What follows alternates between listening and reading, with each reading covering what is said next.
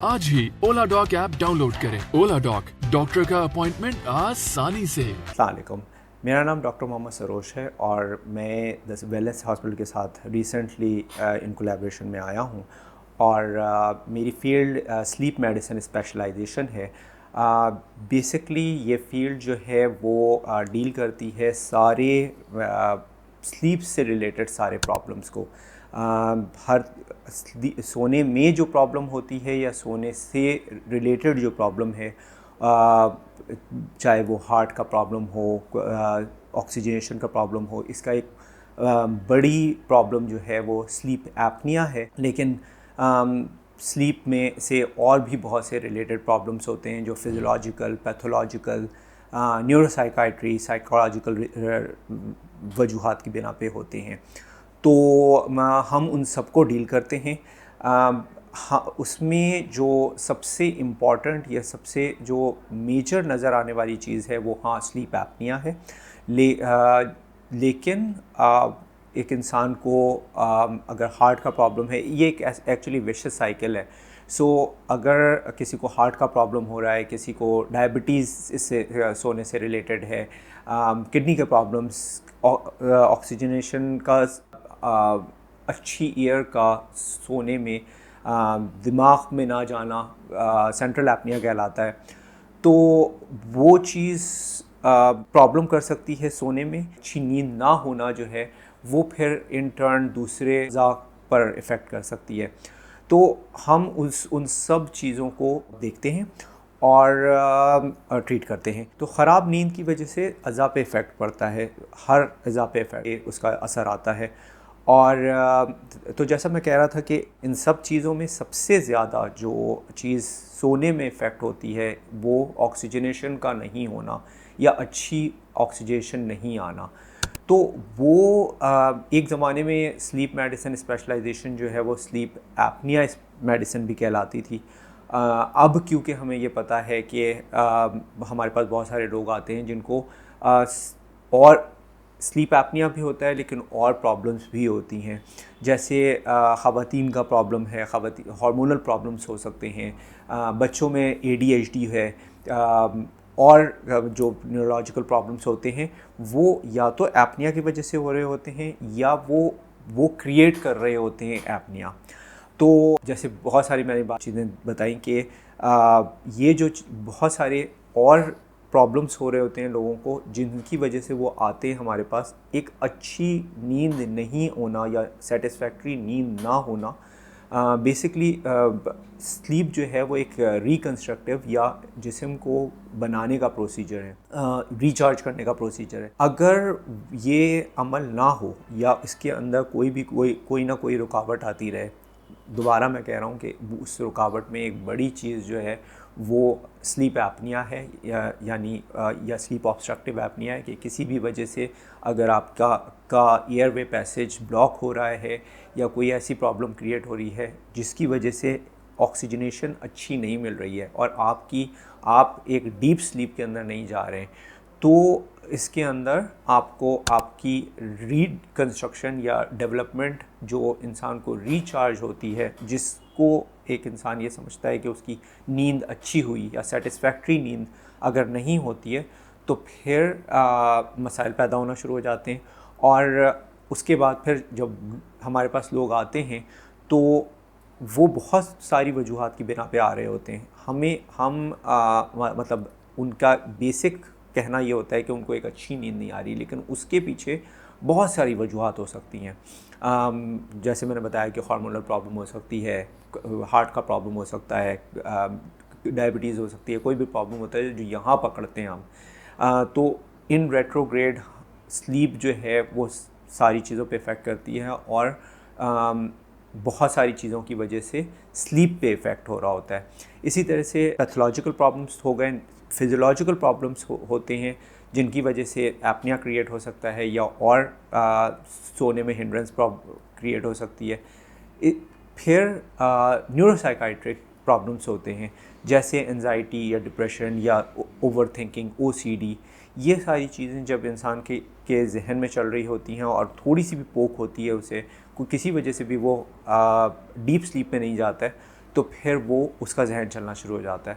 तो ये सारी चीज़ें भी हम उसको करेक्ट करते हैं।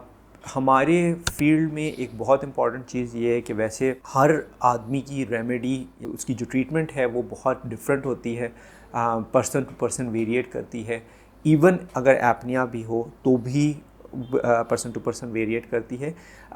लेकिन हमारा एक बेसिक मतलब एक बहुत मशहूर इम्पॉर्टेंट टेस्ट है जो स्लीप पॉलीसोमनोग्राफी कहलाता है। ये वो मशीन है, पहले हम यही टेस्ट जो हैं वो बहुत बड़े मतलब एक कमरे में करते थे, बहुत सारी चीज़ें लगी हुई होती थी। वो चीज़ें वक्त के साथ, टेक्नोलॉजी के साथ बहुत ही कॉम्पैक्ट फॉर्म में आ चुकी है। और अब हम ये कहते हैं कि ये जो टेस्ट होगा, स्लीप पॉलीसोमनोग्राफी एक होलिस्टिक टेस्ट है। जो ये टेस्ट होगा ये आपके घर में, आपके स्लीपिंग एनवायरनमेंट में, चाहे वो घर हो चाहे कोई भी हो, आपके स्लीपिंग एनवायरनमेंट में आपके स्लीपिंग टाइम में होना चाहिए। ये बहुत इंपॉर्टेंट चीज़ है जो हम एक मैसेज देंगे कि ये जो स्लीप पॉलीसोमनोग्राफी टेस्ट है, एक तो बहुत ही कंफर्टेबल होना चाहिए, इसीलिए हम इसके अंदर बहुत सारे जो चीज़ें हैं वो कम कर दी गई हैं या टेक्नोलॉजी से वो बहुत कंफर्टेबल हो गई हैं। दूसरा, वो आपके घर पे आपके एनवायरनमेंट में होता है। तो इस तरह से जो भी पेशेंट हमारे पास आता है, अगर उसको कंसल्टेशन में हम फील करते हैं कि उसकी रेमेडी क्या होगी, अगर हमें लगता है कि उसको टेस्ट की तरफ जाना चाहिए तो फिर ये टेस्ट हम उसके घर पे करते हैं। और ये बहुत आसान टेस्ट है, बहुत आसानी से इसके बहुत एक्यूरेट रिजल्ट्स आ जाते हैं।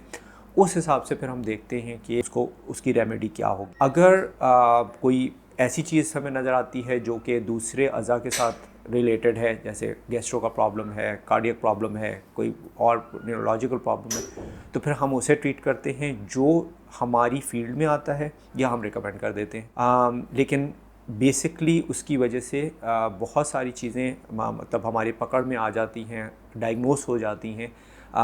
सही वक्त पे अगर स्लीप का प्रॉब्लम्स बहुत बच्चों में शुरू हो जाता है, तो बहुत दफ़ा ऐसा होता है कि बच्चों में शुरू हो जाता है, या अब जवानी में भी इवन एपनिया के केसेस बहुत कॉमन होना शुरू हो गए हैं बिकॉज ऑफ द ओबेसिटी और लाइफ स्टाइल, देर से सोना, देर से खाना, ये सारी चीज़ें जो हैं वो एपनिया मतलब एक विशियस साइकिल है जो एपनिया क्रिएट करती है। तो या और प्रॉब्लम्स क्रिएट करती है, कोलेस्ट्रॉल का problem, many other problems, obesity, cardiac problem. तो अब वो जब हमारे पास आते हैं तो हम उसको जब टेस्ट करते हैं और अगर हमें ये पता होता है कि एक अच्छी नींद नहीं हो पा रही है, तो फिर वहाँ से हमारी ट्रीटमेंट शुरू होती है। आया वो ट्रीटमेंट हमारे पास हो या हम किसी को रिकमेंड कर दें। तो we would like you to come to us or get consultation. अगर आपको अच्छी नींद नहीं आती है, अच्छा सेटिस्फैक्ट्री नींद नहीं आती है, अगर आप रिकंस्ट्रक्ट नहीं कर रहे हैं, आप दवाइयाँ लेके सो रहे हैं, तो आपको इन चीज़ों को you have to check it. आप इसको डायग्नोस कराएं और इस तरह से आपको हो सकता है अंडरलाइन बहुत सारे ऐसे प्रॉब्लम्स होते हैं जो बहुत सही टाइमली देख लेने पे या टाइमली तशख़ीस हो जाने के ऊपर वो आगे बढ़ने से रुक जाता है। इसी तरह से हम यहाँ पिल पुशिंग नहीं करते। तो बहुत सारे पेशेंट्स हमारे पास आते हैं जो बहुत ज़माने से पिल्स लेके सो रहे होते हैं, लेकिन उनको ये नहीं पता होता कि उनकी अंडरलाइंग प्रॉब्लम क्या है। तो आपको अगर सही डायग्नोसिस हो जाए, ऐसे बहुत से पेशेंट हमारे पास आए हैं जो ये समझते थे कि उनको मतलब एंजाइटी की वजह से या प्रॉब्लम की, इस सोच की प्रॉब्लम की वजह से नींद नहीं आती है, लेकिन वो बेसिकली एपनिया का प्रॉब्लम था। और सिमिलरली बहुत सारे लोग ऐसे आए जो किसी भी और वजह से एक्चुअल एंजाइटी में थे, लेकिन उनकी नींद की ना होने की रीज़न्स कुछ और थी जो इंटर्न एंजाइटी में तब्दील हो जाती हैं। तो फिर आप पिल्स ले रहे होते हैं, फिर वो बढ़ती जाती हैं और आपको फ़ायदा उसका नहीं हो रहा होता है। तो टाइमली अगर आपकी तशख़ीस भी हो जाए और डायग्नोसिस हो जाए, ट्रीटमेंट हो जाए, तो बहुत सारी चीज़ों से आप बच जाते हैं। और हमारी कोशिश ये होती है कि अनलेस बहुत ज़रूरी अगर ना हो टैबलेट को देना या पिल्स देना या ड्रग यूज़ करना, तो हम उसको अवॉइड करते हैं। और हमारी कोशिश होती है कि हम दूसरे बहुत सारे और तरीक़े हैं जो पेशेंट टू पेशेंट वेरिएट करते हैं और फिर हम उस तरह से ट्रीटमेंट करते हैं। तो बिल्कुल यूज़ करें, अब अगर आप समझते हैं कि आपको नींद अच्छी नहीं आ रही है या आपको ऐसा कुछ भी लगता है कि आपकी रिकंस्ट्रक्शन बहुत अच्छी नहीं है, आपकी सेटिस्फैक्ट्री नींद नहीं होती है, तो आप ज़रूर कंसल्टेशन लें और आपको ये अंदाज़ा होगा कि आपका लाइफ स्टाइल बहुत बेहतर हो जाएगा। Thank you. पाकिस्तान के टॉप डॉक्टर्स के साथ अपॉइंटमेंट बुक करें, वो भी पेशेंट फीडबैक देखते हुए। आज ही ओला डॉक ऐप डाउनलोड करें। ओला डॉक, डॉक्टर का अपॉइंटमेंट आसानी से।